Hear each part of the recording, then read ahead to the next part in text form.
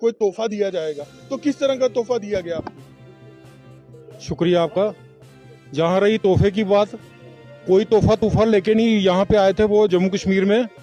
मैं सबसे पहले मैं सेंटर की गवर्नमेंट को कभी भी गलत नहीं कहूँगा। मैं गलत कहूँगा यहाँ के जो हमारे जो एमएलए हमने जिताए थे, यहाँ पे गवर्नमेंट उनकी बनवाई थी, मैं सबसे पहले उनकी गलती मानूंगा। हम क्यों उनको दोष दे अमित शाह जी को या नरेंद्र भाई मोदी को? क्या उन्होंने खाली इसी स्टेट का ठेका थोड़ी लिया रखा है, उन्होंने पूरा देश देखना है। ये देखने वाले हमने जो बनाए थे ये कहाँ पे सोए हुए हैं? कौन सी वो जो चूहे की रूट बिल्लों के अंदर बैठे हुए हैं? क्या इनके मुंह में जुबान नहीं है? क्या अगर ये अमित शाह जी के साथ अगर ये स्टेज पे चढ़ते हैं या कहीं पे भी खड़े होते हैं तो क्या डेली वेजर का मुद्दा नहीं ये उठा सकते, बोल सकते कि हम ये इनके डेली वेजरों के बारे में भी कुछ करो? ये कांपते हैं उनके आगे, एक चाय का कप नहीं पी सकते उनके सामने, और बड़ी बड़ी बातें करते हैं।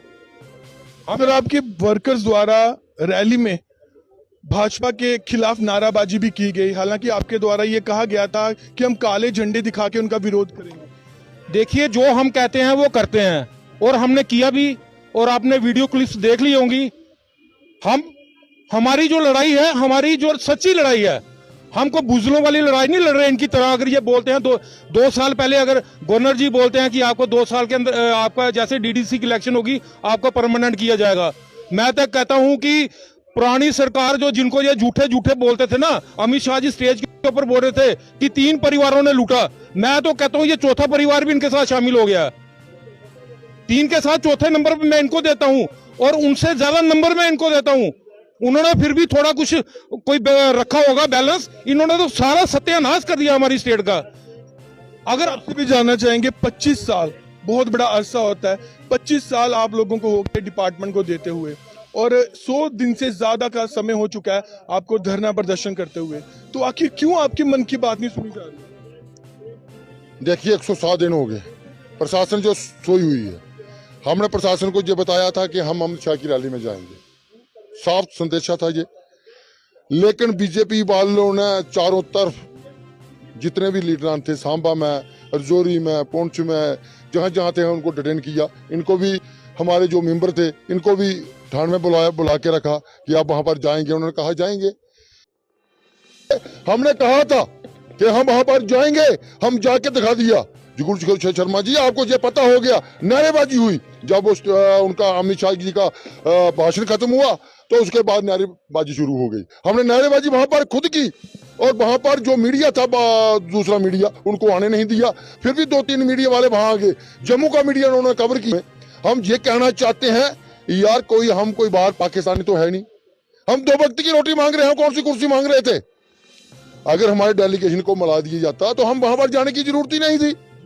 मुझे ये समझ नहीं रही है बीजेपी पर चाहते क्या है ये। हम ये आज भी ये संदेश देना चाहते हैं, जम्मू में जहां भी पहले रैली होगी हम वहां पर पहले ही मुर्दाबाद के नारे लगाना शुरू कर देंगे। अब बीजेपी वाले को ये सीधी चेतावनी है, अगर हमारी पार्टी लाते हो तो ठीक है, नहीं तो मुर्दाबाद के नारे जारी रहेंगे।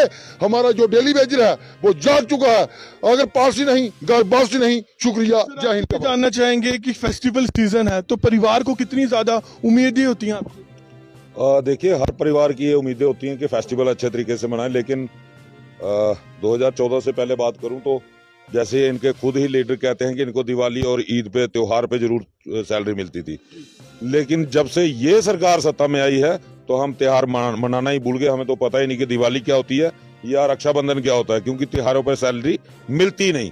और फिर ये दावे करते हैं विकास के, तो विकास की इनकी पोल थोड़ी सी खुली है अभी रजौरी वाली रैली में।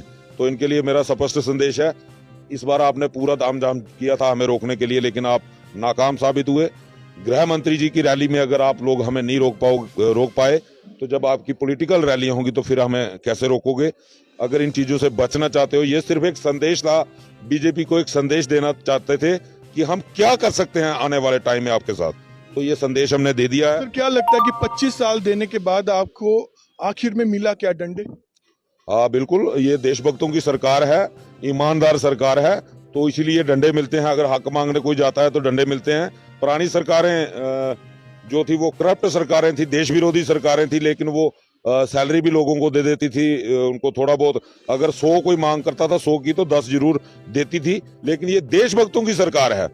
ये अंबानी अडानी को 11 हजार करोड़ का कर्ज माफ कर सकती है, लेकिन गरीब लोगों को गरीबी हम बड़े देर से नारा सुनते थे कि गरीबी हटाओ हमारे देश का नारा था, लेकिन ये पहली बार सरकार आई, ये कहती है गरीबों को ही हटा दो, मार दो इनको, भूखे ही मार दो, ये खुद ब खुद गरीबी अपने आप देश से खत्म हो गई। बहुत अच्छा कल्चर इन्होंने अपनाया हुआ है, ये साबित होता है इनकी देशभक्ति, कितने देशभक्त हैं। तो आने वाला टाइम है, फिर बेईमान सरकारों में कोई ना कोई जाग जाएगा, इनको टक्कर देने वाला भी। आज ये सोचते हैं कि हमने अपोजिशन के सारे लीडर अपनी पार्टी में डरा धमका के शामिल कर लिए हैं, तो वोट हमें मिल जाएगा, हम 50 पार चले जाएंगे।